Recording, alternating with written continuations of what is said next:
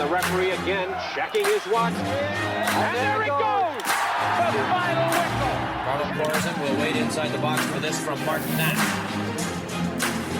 And a header on it there, and that might have been it. That is a goal for Canada. The header was at Jason DeVos. One last chance for Canada. Sophie Schmidt takes a deflection. Matheson is down the goal. The Twins runs for Canada. Qualified for World Cup '86, defeating Honduras by a score of 2-1 here in St. John's, Newfoundland this afternoon. Welcome to the Canada Soccer Nation podcast. I'm Jason DeVos, the Director of Development at Canada Soccer. And as always, I'm joined by Brad Fougere, a Digital and Corporate Communications Manager with Canada Soccer. Brad, how have the last 2 weeks been for you as we traverse the COVID-19 situation? Yeah, thanks, Jason. Things are picking up, as we know. It has been a busy week. We've talked about this a few times on the podcast. Lots of collaboration, lots of conversations with our partners in the game, our members, executive directors, technical directors, referee development officers. All important work that's brought us closer together than ever before. Would you agree? Yeah, absolutely. I did a Zoom meeting the other day with Drew Fisher and with Dave Gantar and a whole bunch of young aspiring referees out in Alberta, which was fascinating. It was a great discussion. So, yeah, we don't want to leave out our match officials because they're equally as important as everyone else in the game. Referees, players, coaches, fans, all of us are missing the game at the moment. Yeah, for sure. Volunteers, right? There's a whole range of stakeholders that make this game go in this country. And so, yeah, we're doing everything we can to sort of get back on track, figure out a way to mitigate the risks that this global pandemic is giving us, which of course we have a great guest today to talk about that. But yeah, we're busy. We're running webinars, as everyone has seen. We've got some great content coming out of the women's national team, the Robin and Rian show, as we've dubbed it. Thanks, Thanks again to Rian for coming on a few weeks ago. Yeah. And to your point, we've got some referee content coming out now. We'll have an exploration of the changes to the laws of the game with some of our most notable referees, including some of the folks that you spoke with in Alberta. We've got more men's national team rolling out at the provincial level for licensed coaches, for national club licensed coaches, etc.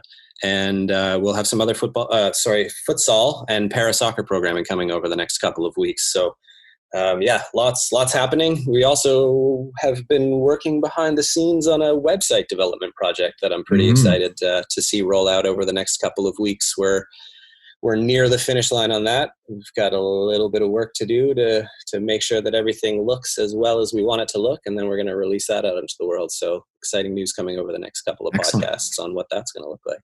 I know that's been a big project that's been on your desk for a long time, so I'm really looking forward to seeing that when it comes to fruition. It's an exciting one for sure. We took a break from recording the podcast last week. The Canadian soccer community was shocked by the passing of Gary Miller, the director of soccer operations at Ontario Soccer and a member of the Canada Soccer Technical Committee. Gary was a coach, a mentor, and a friend to so many in the Canadian soccer community, and we just felt it was appropriate to take a break as a mark of respect for Gary. But in the second half of today's podcast, we'll pay tribute to Gary's life in soccer with a roundtable discussion with 5 of his closest friends and colleagues. So stay tuned for that. It's going to be a really good discussion. But after the break, we will have another guest on. Dr. Andrew Pipe is the chair of the Canada Soccer Sports Medicine Committee. And we will speak with him about return to play and what the protocols and the guidelines look like from Canada Soccer's perspective. So after the break, stay tuned. Dr. Andrew Pipe.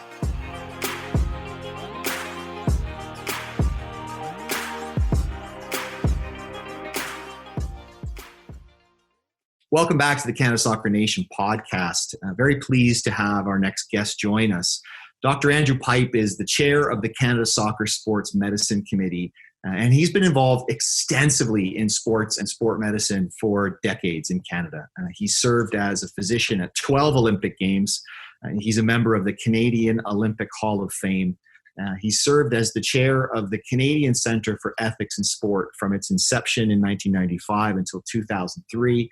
He's an honorary fellow of the Royal College of Physicians and Surgeons of Canada and is the current chair of the Heart and Stroke Foundation of Canada. So he's a rock star in the medical community. He's also a former university level player, and we'll talk about that in a second. But Dr. Pipe, welcome to the Canada Soccer Nation podcast. It's great to have you on as our guest. I wanted to ask you first about your role as the chair of the Canada Soccer Sports Medicine Committee. What does that entail for you? Well, first of all, let me say how pleased I am to be able to join you, Jason. The Sport Medicine Committee advises Canada Soccer on issues that obviously relate to any medical issues that relate to the game in Canada. And they range from, well, obviously the COVID-19 issue has raised a whole array of questions, but also we're very concerned about injury prevention. We want to ensure that issues like concussion are addressed appropriately within the sport. And so we bring a perspective that is gleaned from individuals, all of whom have been involved in the game, and who bring significant clinical expertise as physicians, physiotherapists, athletic therapists, sports scientists. We have on our committee individuals who've been national team members who are now physicians. So we try to bring a very informed and nuanced perspective in terms of providing the best possible evidence and advice that we can give to Canada Soccer to ensure that the game continues to grow and develop beautifully. It would be great if it was black and white and everything was black and white, but you said something there that really sticks out for me in the current situation, which is nuance. And it's such an evolving, fluid situation, isn't it, that we're dealing with right now? Absolutely. In some ways, we're navigating uncharted waters. We know that the new normals are probably not going to be the normals that we enjoyed back in December or December 2019 or January 2020. So there are going to be enormous changes and enormous implications. But I'm always by nature an optimist, and I think there are going to be some spectacular opportunities for us. I mean, the sport of soccer, we all know all of the advantages of this wonderful game. Its simplicity, the elegance that comes with that simplicity. There's not the necessity for mounds of protective equipment. It's a game that can be played in a very straightforward fashion. Ample opportunities for spacing in terms of both competition and training. So I think we are in a very good position in Canada to be able to help the sport grow as we emerge from the current challenges. That's a great point. Canada Soccer very recently announced their return to soccer guidelines, and obviously you were instrumental in the creation of those guidelines. Tell us about the importance of the 5 different steps that are outlined in the return to soccer guidelines. Well, I think first and foremost, it's important that we follow the lead of public health authorities in Canada, provincial chief medical officers, and depending upon where one might be in a particular province, whether there are regional public health officials who will also play a role in indicating to the community at large what is going to be appropriate and when. And of course, the magnitude of the COVID-19 pandemic and the implications are so substantial that we want to be very careful, very clear, and very precise in terms of the way that we reintroduce sport activity. And so those phases are designed to allow us to get back into sport activity in a gradual way. First with minimal intermingling and minimal contact, et cetera, and then in a stepwise fashion, moving to a return to activities as we would see them as being more normal. But it's just very important that we take our time here. And I understand and indeed feel personally myself at times the impatience that's come with the circumstances that we've been dealing with over the last several weeks. But it's just so important that we heed the advice of public health officials and we adopt this gradual return to play in order that we can ensure the safety of not just those in the soccer community, but in the broader community at large. Because, of course, people in the soccer community, many of whom are far younger than I am, don't have a particularly high incidence of COVID-19. And when they do have issues with the coronavirus, they tend to be pretty mild. But on the other hand, we're all capable of transmitting that virus and transmitting it to others in the community who are much more vulnerable. So there's a very broad array of responsibilities that we have to assume. And I'm just so pleased that Canada Soccer has been showing such distinct leadership, both in terms of the response to the pandemic when it first emerged, and now in terms of developing our policy of return to play. You mentioned something I want to pick up on there. Everyone's very keen to get back to sport in general. And we've been talking about this internally, talking about this with our membership, talking about this with grassroots organizations about what is sport as a whole going to look like. How do you think this is going to change the perception of sport and the delivery of sport, not just in soccer, but across all sport, when we do finally get back to the gradual reintroduction of sport? Yeah, well, I thank you for a great question. And in some ways, it's a difficult question to answer because predictions can very often be very unreliable, particularly when they're about the future. But I think there are a couple of things that we have to consider. One is there's the obvious concern on the part of everyone that they want to ensure that they are free of risk, or that risk is reduced. And so the degree to which we can create programs that assure that to the extent possible will be very, very welcome. I think sometimes what we don't necessarily take into consideration enough is the degree to which individuals, parents, individuals themselves will be willing initially to, with great enthusiasm, return to sport. I mean, yeah, there's tons of us who just want to get back as soon as possible to the way things were, the way things will be. But there are also others who are just a little bit more reticent, and I think a significant proportion of the population more reticent to get back into the full thrust of things in a rapid fashion.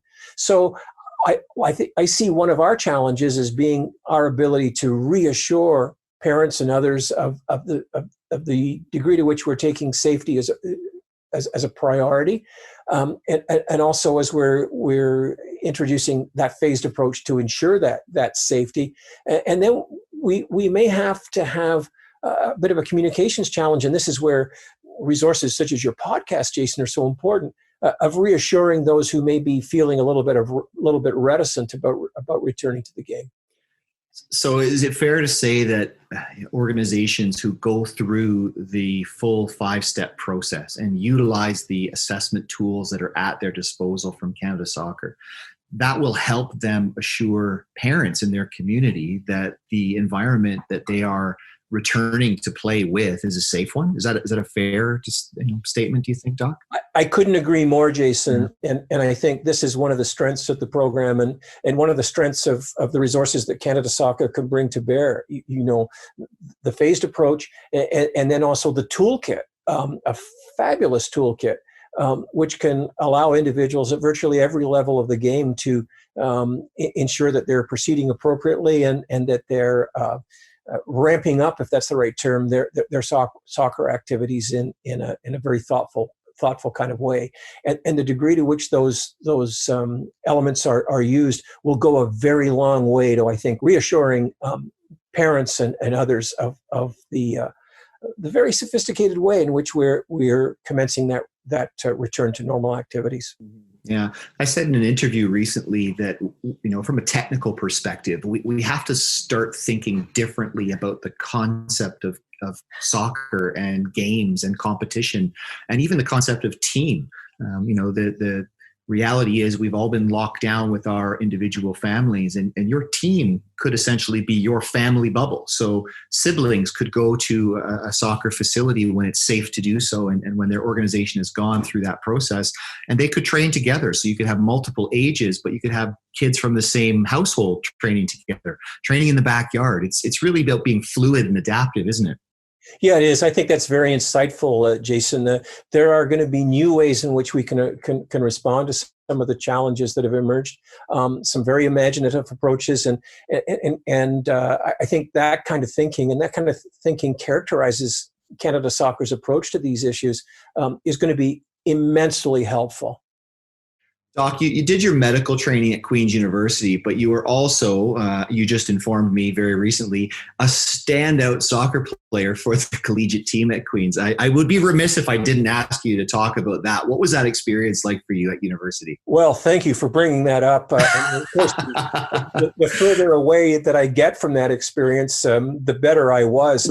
We all get better with time, Doc. We really do.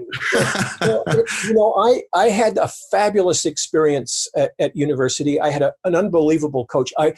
What's not necessarily revealed in my accent is that I grew up in a part of England known as Old Trafford. So no one's ever heard of that, Doc. No, I don't think many people have ever. So I grew up in the shadow of Old Trafford and the Busby Babes and Manchester United, et cetera, et cetera. And so soccer was always my principal sport. At Queen's, I played for a fabulous coach who was an outstanding, internationally recognized scholar. He was the professor of Spanish at Queen's University. He came from Dumbarton, Scotland, and he had the quintessential Scottish name of Johnny Walker. And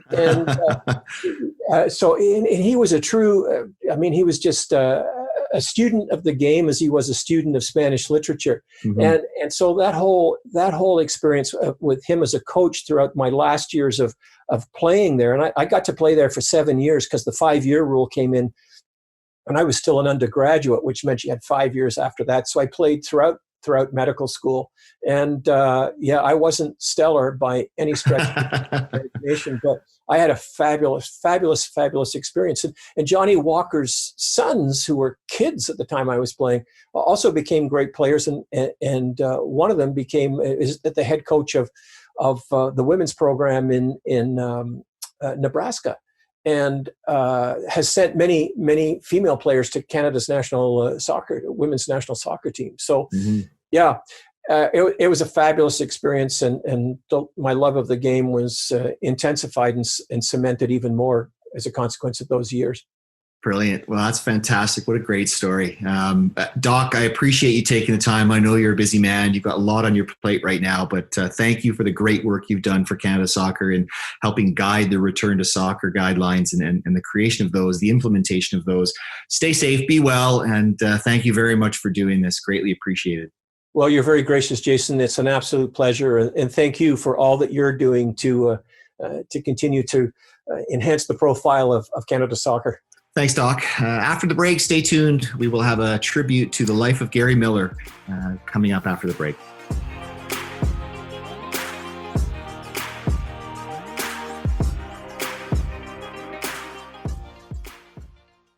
Welcome back to the Canada Soccer Nation podcast. As I said earlier at the start of the show, Canada Soccer and the Canadian soccer community was rocked by the news of Gary Miller's passing last week. Gary was the director of soccer operations at Ontario Soccer and a member of the Canada Soccer Technical Committee for many years. He was a coach, a mentor, and a friend to me, a great friend to me, and to so many in the Canadian soccer community. And I'm really pleased to have the 5 colleagues that I have on the call with us today to talk about the life of Gary Miller. These 5 individuals, plus myself, collectively, I think we've known Gary for over 200 years. So I'm really looking forward to actually hearing their stories of their relationships with Gary over the years. I'll go through them one by one and introduce them all so that you can have a little bit of a background of who they are, but I'm sure that many of the names will be very familiar to you.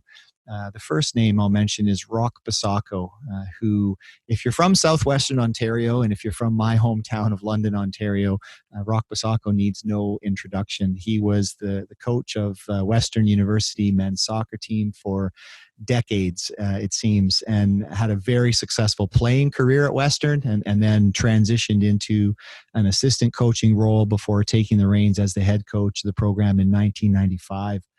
Under Rock's guidance, the Mustangs made the playoffs 21 straight years in his 21 seasons in charge. And during that time, they won 7 Ontario University championships and 2 U Sports national championships in 98 and 99. So I'm very pleased to have Rock joining us. Next up, we have Bobby Lennox, who those of you in the Canadian soccer coach education community will know that Bobby needs no introduction. Former manager of coach education at Ontario Soccer and one of the very talented coach developers that we have working with us at Canada Soccer, delivering both the children's and youth licenses. Bobby's held a wide range of technical leadership positions across soccer in Ontario, including at the provincial, the district, and the club level. Next up, we have Brian Rosenfeld. As a player, represented Canada at the FIFA Under-20 World Cup in the Soviet Union in 1985. He was 22 years old when he made his debut for Canada's men's team, his one and only A match in 1987. As a coach, Brian led Canada's women's under-17 team to the FIFA Under-17 World Cup in 2008, 2010, and 2012. Brian worked with Gary for many years at Ontario Soccer and in a variety of roles across the game in Ontario. Mark Marshall is the Director of Player Development for the Newfoundland and Labrador Soccer Association, also a very talented coach developer with us at Canada Soccer. He's the former manager of coach education at Ontario Soccer and is also a multi-sport master coach developer with the NCCP and has worked with Gary for many, many years. And finally, Stuart Neely, who has been introduced to everyone on the podcast in episode 1. He was our first guest of the Canada Soccer Nation podcast, so I won't bore you with Stuart's details because you've heard them already. But Stuart is the manager of coach education at Canada Soccer and very, very pleased to welcome these 5 gentlemen. Rock, I'll start with you. You met Gary Miller back in 1975, I think it was, 45 years ago. You were teammates at Western University as players. You had a very successful playing career there yourself at Western. What was your first impression of Gary when you met him, and how did you become friends over the years? Well, my first impression of Gary, he was a very physical and aggressive player. So he kind of dominated our defense and led our defense. But, once you got to meet Gary, he was a great guy. We played 5 years together. He ended up having a very successful career at Western, earning OUA All-Star. He ended up getting the first time a Western player received a CIS All-Star award. He ended up getting his purple blanket, and which is the second highest award you can achieve in Western athletics.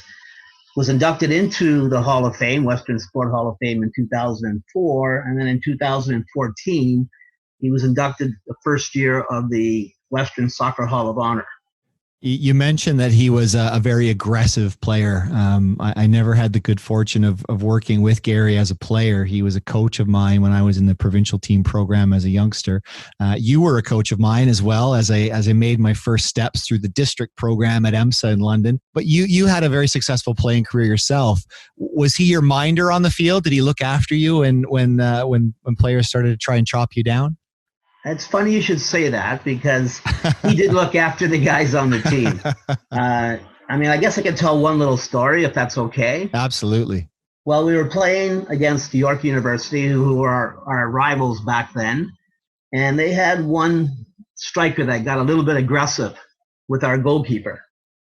And it happened a couple of times. And Gary just, nicely went up to him and said, stay away from my keeper. He was very protective of his players. And this individual ran the keeper one more time, and the ball got punted down the field, and everybody's running down to the opposite end. And the next thing you hear is a scream. And Gary's running full blast to halfway, and this York player is sort of crunched over, and I think his nose got displaced a little bit. So he learned his lesson the hard way. It's hard to believe because Gary is so calm and so, great disposition off the field, but on the field, he had a bit of an aggressive side to him. Yeah, that's interesting. He certainly had the protector gene. He who looked after everyone, didn't he? Bobby Lennox, you also played with Gary in the early '80s. Tell us a little bit about your experience of playing alongside Bobby. I didn't realize this till later, but I actually started by playing against Gary. And it wasn't until I started playing with Gary I realised I'd actually played against him. I was playing with Toronto Italia at the time, and Gary was playing out of a team out of Bradford. I believe they were called Bradford Marshlanders. And anyway, a couple of years after that, we ended up playing with Dahlia in the old Toronto and District Soccer League. And much as Rock has alluded to, Gary was... I would kind of term him, Rock, as the kind of silent assassin. He had this uncanny ability of, let's say, smashing someone and then having a look of innocence on his face as if he was nowhere near the incident. And 9 times out of 10, he got away with it. He had this angelic, kind of sweet little look on his face, and he would just give a look, and he would get away with it. So he was an unforgiving central defender. I would agree with Rock in that.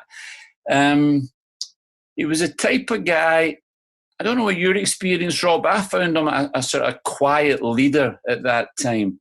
Gary wasn't the captain of the team, but he was a kind of quiet leader. He'd have quiet words with people just in stops in the play and pauses in the play. And it wasn't until later that I found out what Gary actually done for a living. And at that time, he was working with Ontario Soccer and had just transitioned, I believe, into the technical director role. And at that time, as a young player, I had no idea what a technical director was. But I found out later that it's a pretty serious leadership position. So it kind of made sense based on Gary's qualifications, exactly what he was doing. He was actually coaching on the field and in a quiet, unassuming way. So very much to Rock's point, an unforgiving defender who liked to tackle, but get away with 90% of them by his friendly demeanor. So I can't imagine that you made many tackles in your playing day, Bobby. It's really not your character, is it? You were more of a fancy player, weren't you? Oh, no chance, Jason. Too slow, way too slow to catch people to do anything like that. Oh, brilliant.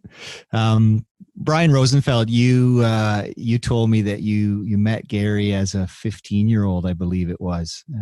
Tell us a little bit about that story and how that came about. Yeah, Jason, I've known Gary since 1980.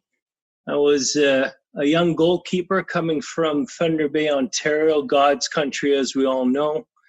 Met Gary down at Pearson International Airport, and it wasn't necessarily something for where Gary was supposed to pick me up. I basically came into Toronto to participate at the time in the regional tournament what they had. That was the first phase towards provincial programming. I came into Toronto Pearson Airport and nobody was there to pick me up. So I'm calling around Ontario Soccer. I'm calling Tom Doyle at the time, who's the president. Of course, not on my cell phone because there were none at that time, calling them on the pay phone. And basically, they just told me to hang out. Someone's going to eventually pick me up.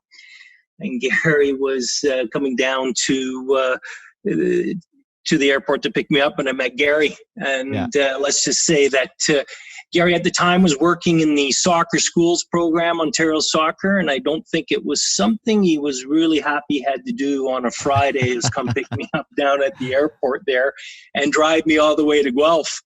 I was thankful, obviously. I asked him a little bit about what his playing career was, and he told me a little bit about his playing career in college. And as a young, arrogant 15-year-old, I didn't really care because I said, "You're not a professional.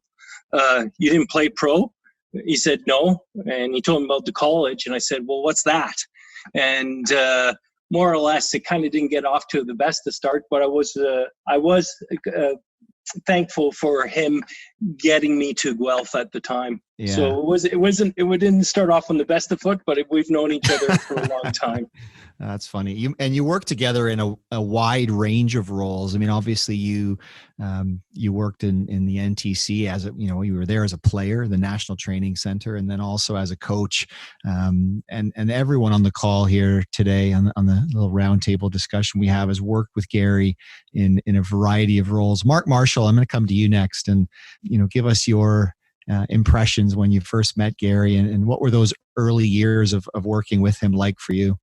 Jason, I've not known Gary as long as some of the other fellas on the chat tonight. I've known of Gary, but it's only the last really 10 years that I've got to work with him, and was introduced to him and sat with him at one of the meetings that you and Bobby and Brian were at the TAC meeting when that group was first put together by Alex Keep.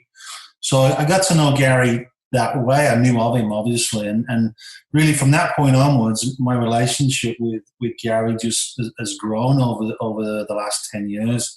Gary did something really, really special for me, and I'll never forget what he did.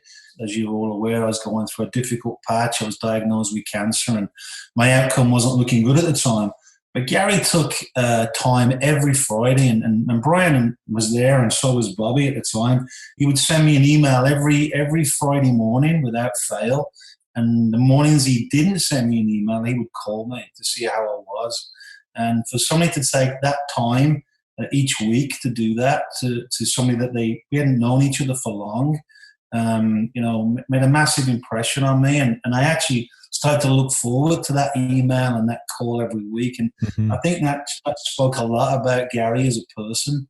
If you take him away from the soccer stuff, but just as an individual, it just showed how much he cared. And not only did he do that, he also reached out to my wife to check in to see how she was doing, and we'd always have those conversations. So he made a real big impression on me from a personal standpoint, and I think I've tried to learn from that as well, Jason. For that behaviour, that the way he reached out was special, and I'll always remember and be thankful for that.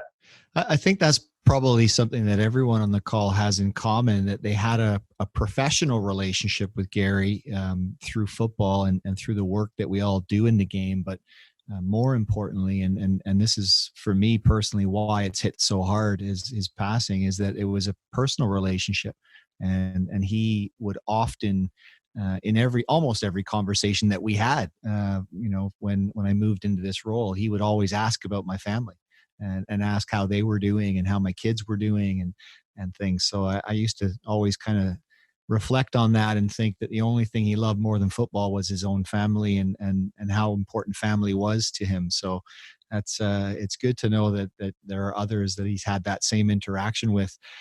Stuart Neely, come to you last on this one. Your first interaction with Gary was way back in the 80s or 90s, I think.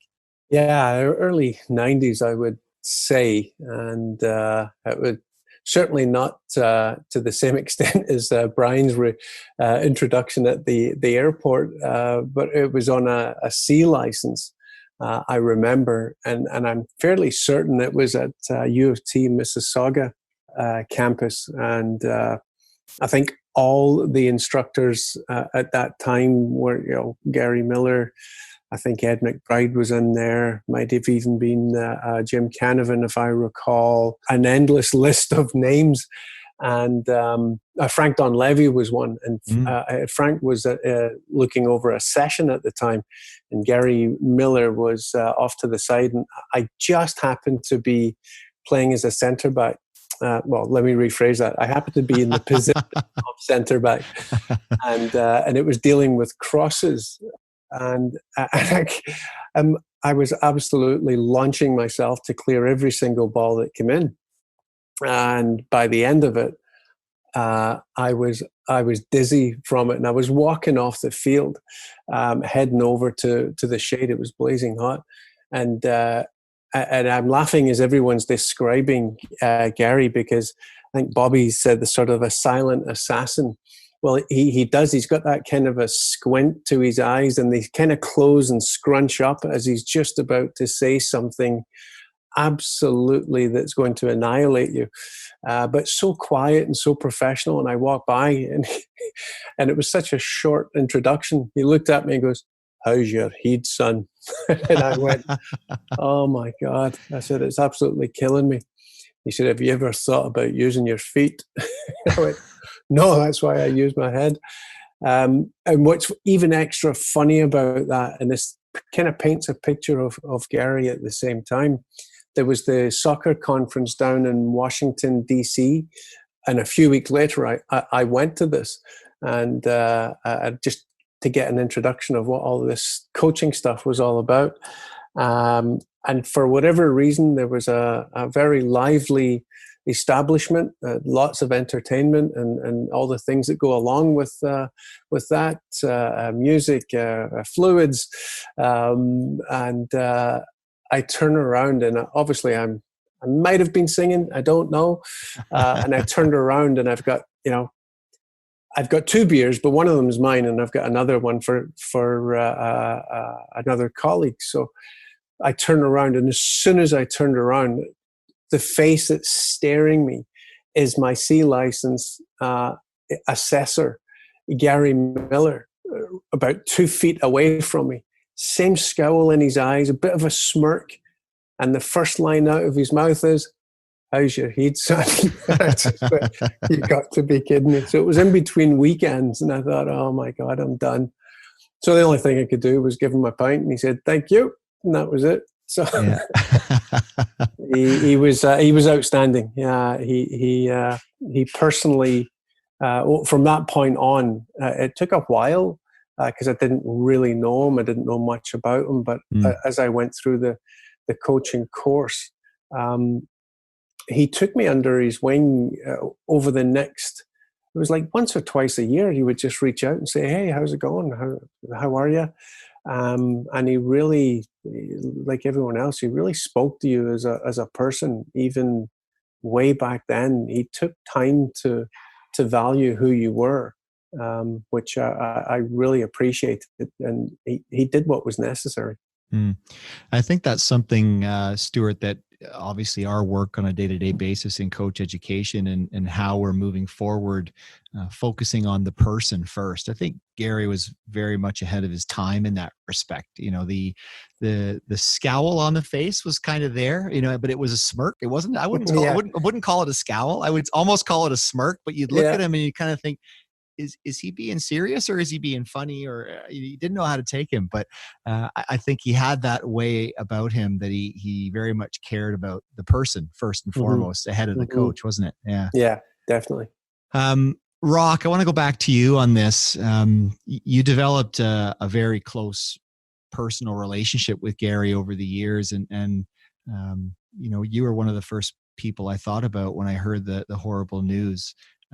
How did that relationship grow and develop over the years? I mean, 45 years is a long time to get to know someone. Tell us a little bit about your major impressions of Gary. Well, I mean, it ended up when we both graduated from Western, we still kept in touch, but we had sort of built such a strong relationship at Western, being on the team for 4 or 5 years together. It ended up that he ended up being the best man at my wedding. I was the best man at his wedding. The only thing that he did that was a little bit different at my wedding, which was at an Italian club, is he had a bagpiper come in and play the bagpipes. And in an Italian, you know, club, you don't usually hear that as the brides and the grooms came in. And then we just ended up being a part of each other's lives. I mean, he ended up, him and Cindy raising 3 beautiful kids, Stephanie, Brianna, and Ryan, and I had my son David, and we would get together all the time. There was just so much, you know, it was just so much love that he had for his family, and the friendship just grew and grew and grew. And you know, every time we get together, we reminisce about the great times that we had at Western and some of the wild parties that you know, we attended, and I had to look after them. But yeah, just it ended up just getting stronger and stronger. And when he got involved with the Ontario Soccer Association back in the day, he encouraged me to, you know, to get involved with Ontario Soccer, and I stepped in as running summer camps to begin with, and then that eventually led to being a coaching conductor and learning facilitator and an assessor. So we always kept in touch, even though, you know, he lived in Toronto, I lived in London. The distance meant nothing really. Mm-hmm. And every time we got together, we just had great times. You know, as you guys have said, I mean, he sometimes puts on a bit of a mean growl, but I mean, all that's in that guy was just love. He enjoyed people. He enjoyed looking after people. He was special. Yeah, and I think that's why the reaction to his passing has been it's spread across the country. Because he impacted that many people. His work for Ontario soccer, his work for Canada soccer, touched the lives of so many people. And I know that there are a lot of people in the soccer community who are going to greatly miss his presence. I know I certainly will. Bobby, Mark, and Brian, I want to come to the three of you as a collective now. You all worked with Gary at Ontario Soccer. What was he like to work with? What was he like? He was your boss at various stages. What was that like for all of you? Because my relationship with Gary was sort of personal first, Jason, we had a long relationship. Even though Gary was the technical director in Ontario Soccer, we had a personal relationship for many, many years before that. I'd attended Gary's wedding. I remember Rock being there. We were at birthday parties. We played. So if you play with someone, obviously there's some social occasions, many social occasions with teammates. So we had a long-term relationship. So it was different from me. I felt the personal relationship was almost stronger than the professional relationship. But there's a few things that I recall about Gary, and I'm sure Mark and Brian will confirm this. That to me, he was a connector of people, and Rox kind of alluded to that, mentioned that if someone needed a coach, an organisation needed a coach or a technical director or staff, Gary had a way of connecting the dots and putting people together. And it really wasn't his job, but he went out his way to make sure people could realise their potential and find an opportunity. And to me, I thought that was a brilliant quality, that someone would go out their way, and they get no personal benefit from it, but it made an organisation happy and an individual coach happy. I always remember, it's funny now, but at the time it wasn't so funny. And in my role at Ontario Soccer, I created a lot of resources for long-term player development, lots of documents, and I would pass them through Gary as the technical director to make sure the content was proper LTAD compliant, if you want, and it met the philosophy of the technical direction of the organisation. And Gary would look through it, and the next day it would be on my desk and it would be covered in red ink, and I would say, "Look, what has this guy done? He's really ripped this document apart." And I would go through it, and it was spelling, it was grammar. There wasn't any change to the content.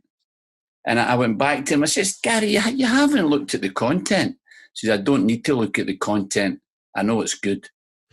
To me, having that belief in your staff, that belief in your employees, to me is so powerful. So for me, Gary was very generous with his time, and he was a connector of people, Jason.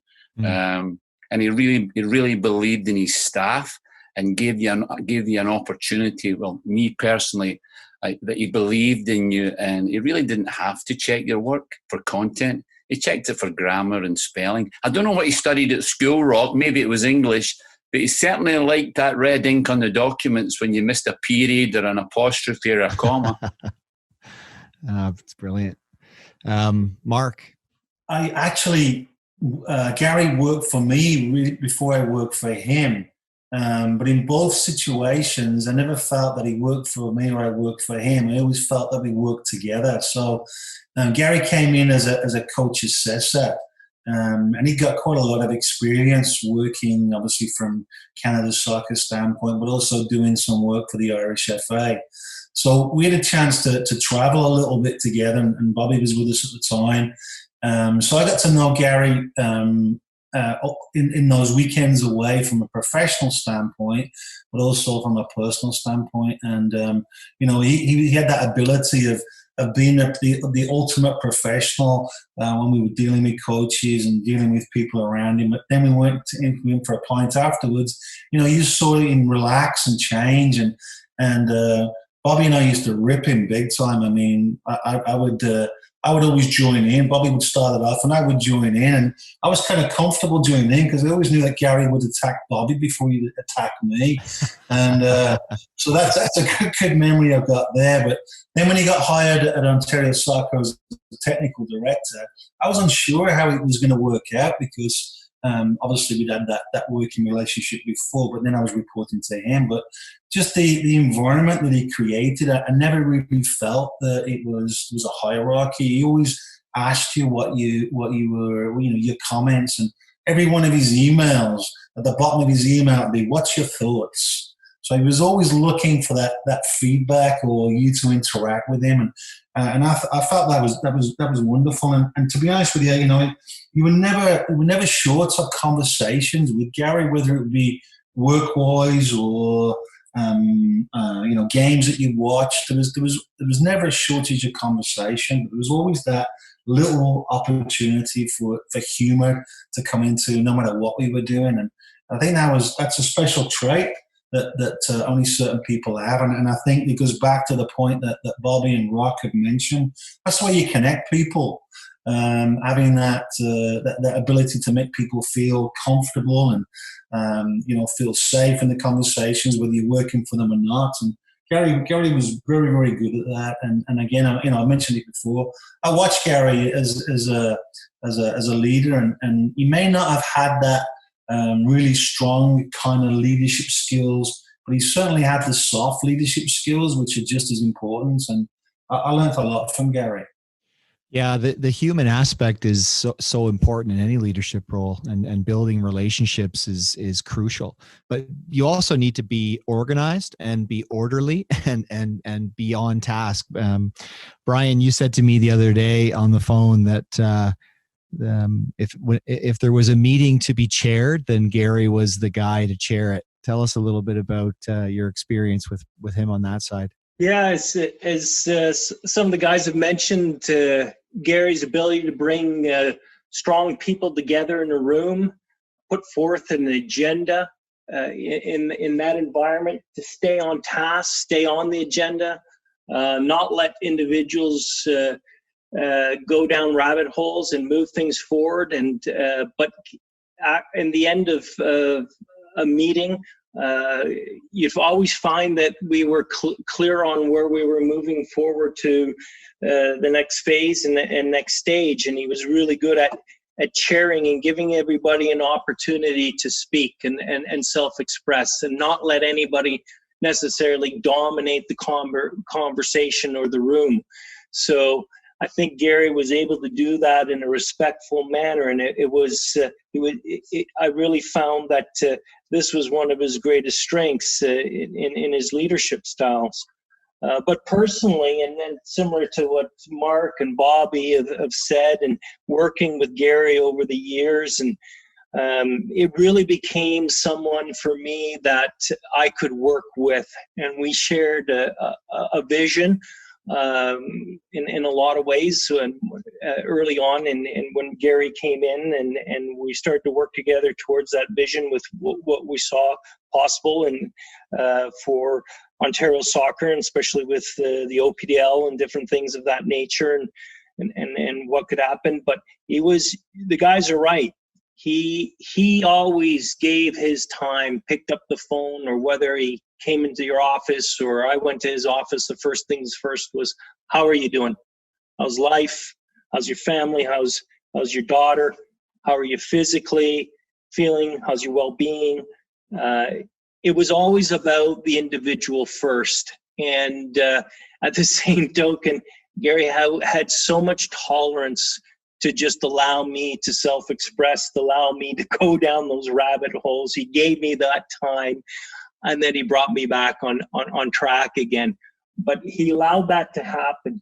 And I think that allowed me then to excel maybe in my areas, and others as well, because he was a fantastic listener. One of the things that's going to stick with me for a long time, probably forever, was just the way that he always tried to do the right thing. And I go back, my own history with Gary. I met him when I was sort of 14, ish around there.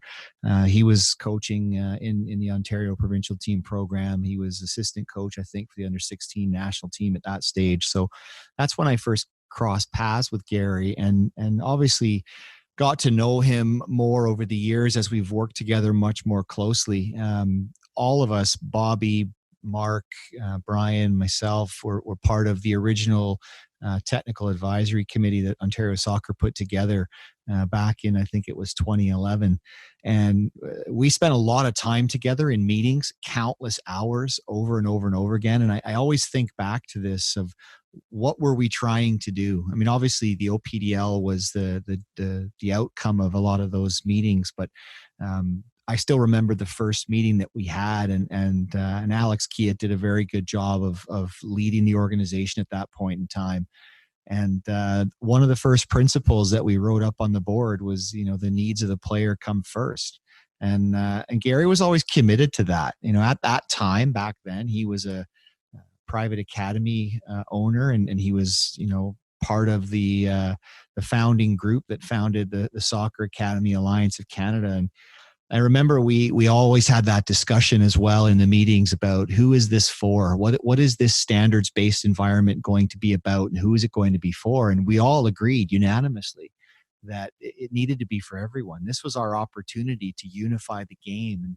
And back then, and maybe now it's a little bit less, but back then there was a lot of division. There was a lot of separation. There wasn't a lot of willingness to work together with other people. So, Gary was a strong believer that this was our opportunity to bring the private soccer organization world and the nonprofit community club soccer world together under one system.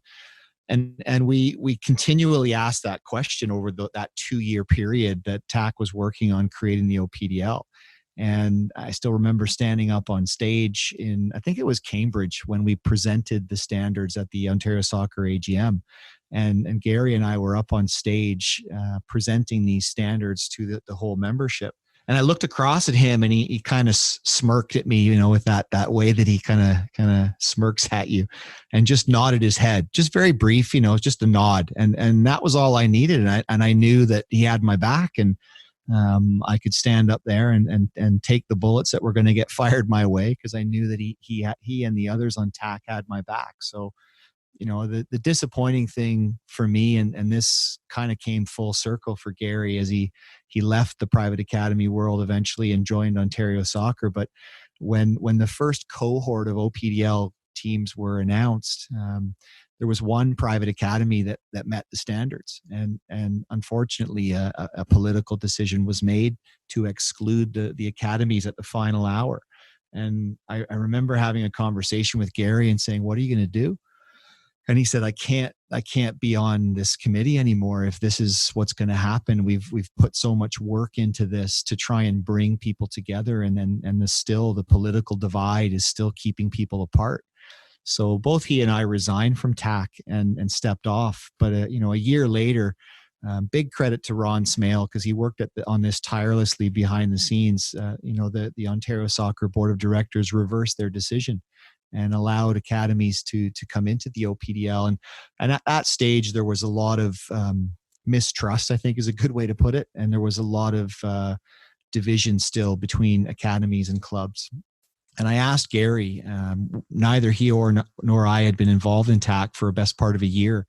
I was working at TSN at the time, but we were both still very passionate about doing this. And I called him up and I said, listen, do you think it would be worthwhile setting up a meeting with the academies and I could come in and talk to them? Because I really want to get them back to the table.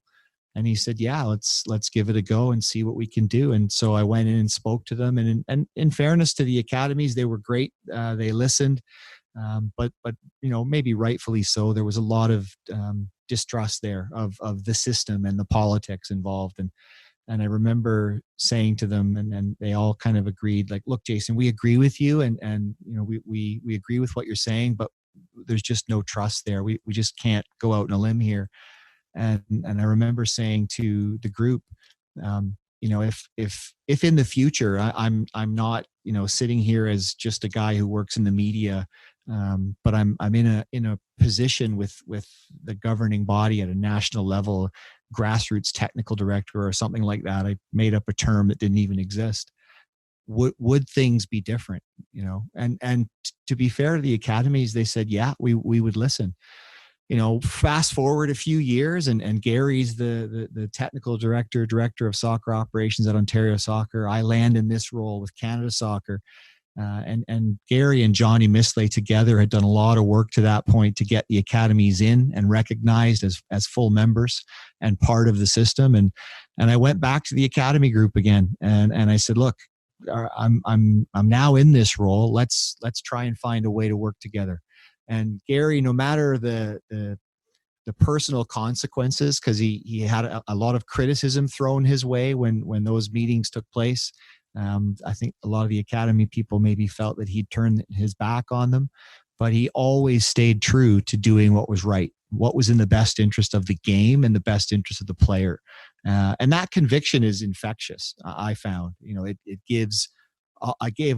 certainly gave me strength. I can't speak for anyone else, but it gave me strength to stick to my guns on things and to try and bring people together. So, you know, that's the thing that I'm going to remember most about Gary is his conviction to do the right thing and to look after people. I'll ask the same question of all of you. What's the thing that you're going to take with you as you move forward and deal with, you know, the grief and the sadness of losing a close friend? What are you going to remember most about Gary? We'll start with you, Stuart.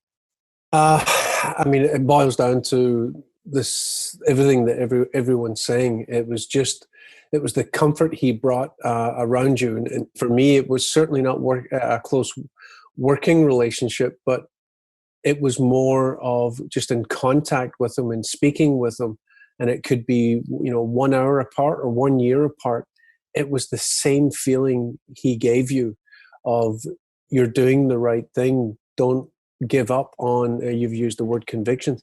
He gave me that sense of not giving up of what you believe in, no matter what it was.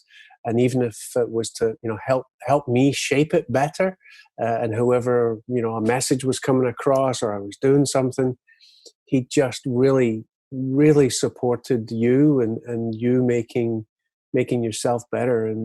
But it's the comfort. I have to stick with it's the comfort for me, Jason. He really brought that sense of calmness and comfort around when he was there. Even in the heated of moments, you just knew that, yeah, it was going to be all right. That was it. Yeah, that's a great point. Mark Marshall, let's go to you next. So there's a couple of quirky things I'm going to remember about Gary that I've been struggling with over the last week, to be honest. And some of you fellas have already mentioned it. Was that little twitch he had in his eye and that quirky, I always say almost a cheeky smile that he had. Yeah. You always knew something was coming, and you know what? It was normally either something that would add to the conversation, that would raise the level of the conversation, or it was something funny or sarcastic that you found funny. So from that standpoint, I'm going to miss that. And I keep seeing that. And then the other thing is for Gary was, I always knew Gary was there if he needed something or needed some advice or I needed a chat.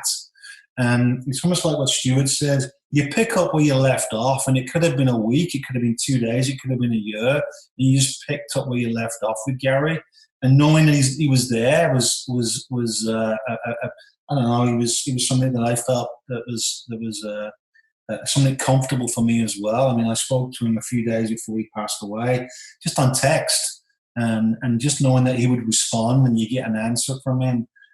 So I'm going to miss those key things. And also, you know, what he's done for the sport. He was a leader. You knew that he was a champion, and you know, there's not been a lot of those people around in the past that have stuck to the guns, and I'm going to miss that as well. So there's quite a few things on my list that I'm going to miss. He was a pioneer, wasn't he, Mark? He really was, and you goes back to the 80s and the 90s, and he's lasted a long time in the sport, Jason, hasn't he? I mean, he's had a full career. There's not many people in Canada that can say I've been involved in the game for that amount of time. And I think he was very politically savvy as well. He could work the room, couldn't he? And he understood people. He had lots of contacts. So I think, when you dig deep, he had a lot of qualities. Mm-hmm. Bobby Lennox, over to you. Yeah, Jason. The Scots, us Scots, get a bad rap for being miserable and not spending any money. Of course, Gary, Scottish background, and very proud of it, as Rock mentioned, the bagpiper, etc. And Gary and I would talk often about Scotland, being a Paisley boy in St Mirren and that kind of stuff, and we'd banter back and forth. But for me, Gary, one word, generosity. Financially very generous. Gary was the first guy to put his hand in his pocket and pay for a beer or pay for a meal. So that goes against the stereotypical Scottish thing. But generous in many, many other ways, Jason. Generous with his time. And I think the guys have mentioned that during the last 45 minutes or so, that Gary was the type of guy, and I picked up on this, and I've tried to use it. Rather than send an email, Gary would pick up the phone or even arrange to personally meet someone and have a coffee. Mm-hmm. He really saw the value in that face-to-face discussion, especially when there was an issue. And as we know, if you're working for a governing body, be it a national governing body or a provincial governing body, there are many issues on a daily basis. And rather than respond by email, Gary would lift the phone and have a discussion with someone or arrange to meet in person. So very generous with his time and generous with advice. Gary always gave you advice, and he would leave it open. I'm going to give you some advice here. It's up to you. You can choose to use it or not. Mm-hmm. But to me, he's just a generous person, and something I wish I could be as generous as Gary was. Something I've learned from Gary is more generous with my time, I think, Jason. So a very, very generous human being. Mm-hmm. Yeah, he said to me maybe 18 months ago, he said, "You've changed." I said, "What do you mean?" He said, "You're a lot softer now than you used to be." And I said, "Well, what do you mean?" He says, "You used to be a lot more militant." and I laughed and I said, "Yeah, well, I hope it's because I'm learning and I'm learning to be a little bit more savvy with when and where to put in a firm 2-footed challenge as opposed to doing it every single time." But I agree with you, Bobby. He was always there, certainly for me as a mentor and somebody who would give good advice, take it or leave it, but he would always be there to try and help guide people, wasn't he? Yeah. And I think, Jason, just to go back to the comment you made earlier, very much a leader, an innovator. And I think back to his days when he was in the private academy world and some of the, and no discussion, world-class coaches that Gary brought into Ontario. Mm-hmm. Guys like Franz Hook, Craig Brown, Gerard Houllier. These guys, Holger Osiek, these guys are world-class. Mm-hmm. And Gary had the connections and the wherewithal to get these guys in a room, on a field, so that we could all benefit from it. Mm. And back then, the late 90s, early 2000s, that was phenomenal stuff. The opportunity to get information and learn from these people. And that was all down to Gary's connections and Gary's hard work and wanting to provide to grow the game through coach education. Fabulous. Yeah, he was always looking to learn as well, because he contacted me a couple of months back asking about professional development opportunities, and he'd arranged to go into Belgium, I believe, to attend a UEFA grassroots seminar in May. Obviously, it had to be postponed and canceled due to COVID-19, but always looking to learn. I mean, that's a great example for all coaches out there, young and old. You're never too old to learn something new and to figure out how to get better at what you do every day. So thanks for that, Bobby. That was good. Brian Rosenfeld, let's go to you now. Similar to what the guys have said, I've known Gary to be always well-read and providing people opportunities, and he gave me a lot of opportunities in my time. But I do remember no matter what provincial player we had spoke about, Gary seemed to always say that I think that player played for my private academy at one point. So at some point, everybody, whether it was from the province or maybe Canada, that played for his private academy, eventually became a joke within the office. But we know a lot of players did come through that private academy that excelled to higher levels.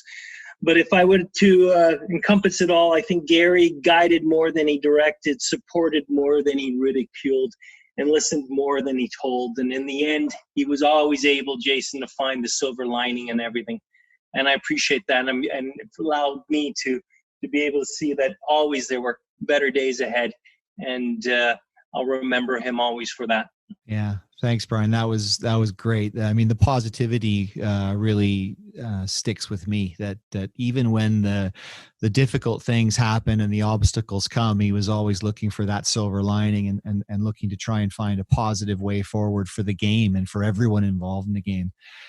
Rock Basako, let's go to you last to have the final word. You've known Gary longer than all of us. He was your best friend. What are you going to take with you?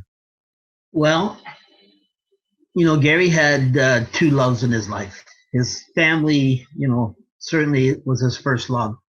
But I'll tell you, soccer was a very, very close second. And, the ability that Gary had was to encourage and support, many people in terms of advancing in their love for the game, in terms of coaching, get to the highest level that you can get to. For me, he provided that encouragement, that support, and it's given me some of the best experiences of my life. But I think, the love of the game is what stands out mostly for me.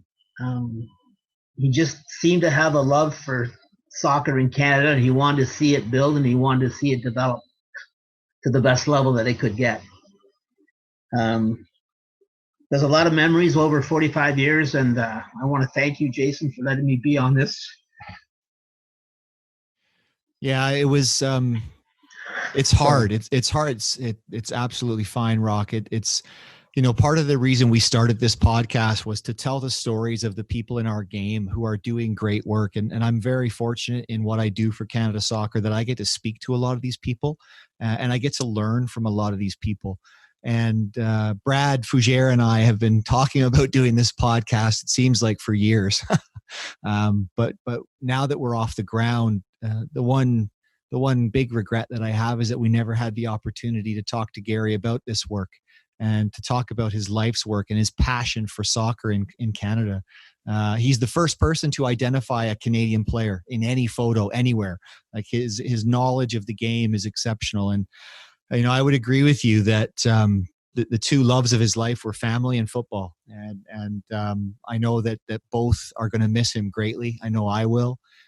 He was a great coach when I was younger, but more importantly, became a great friend and a great mentor.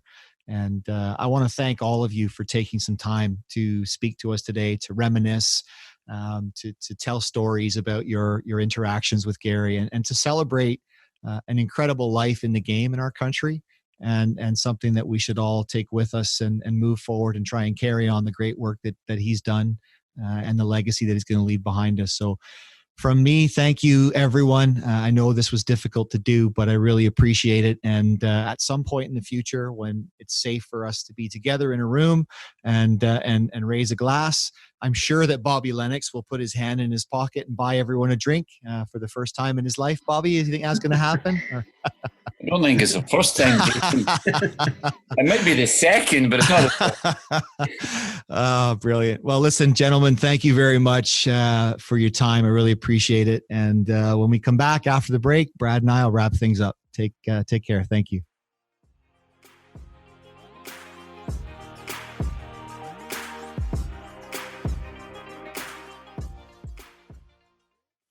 Welcome back to the Canada Soccer Nation podcast. My thanks to all five of the gentlemen for jumping on that call and having a difficult conversation. It's never easy when you lose someone that you've been really close to and has been a part of your life for decades. And I thank all of them for their memories and their stories that they told. It really gave a great insight, I think, into the life that Gary Miller led inside football and also outside of football.